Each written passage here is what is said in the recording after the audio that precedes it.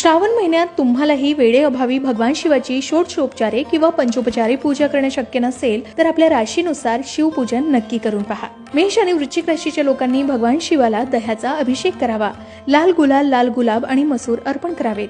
वृषभ आणि तूळ राशीच्या व्यक्तींनी भगवान शंकराला दुधानं आणि नंतर पाण्यानं अभिषेक करावा। शिवाय नंदीला हिरवं गवत खायला द्यावं। मिथुन आणि कन्या राशीच्या व्यक्तींनी भगवान शिवाची आणि देवी पार्वती सोबतच श्री गणेशाची विशेष पूजा करावी। त्यांना कन्हेरीचं फूल आणि मध अर्पण करावं। शिवाय बेलपत्र आणि चंदनानं भगवान शिवाला शृंगार करावा।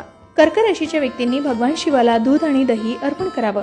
सिंह राशीच्या व्यक्तींनी श्रावण महिन्यात रोज सकाळी सूर्याला अर्घ्य अर्पण करावं आणि शिवलिंगावर जल अर्पण करावं। धनु आणि मीन राशीच्या लोकांनी शिवलिंगावर पिवळी फुलं, पिवळी फळं, पिवळे वस्त्र आणि बेसनाची मिठाई अर्पण करावी।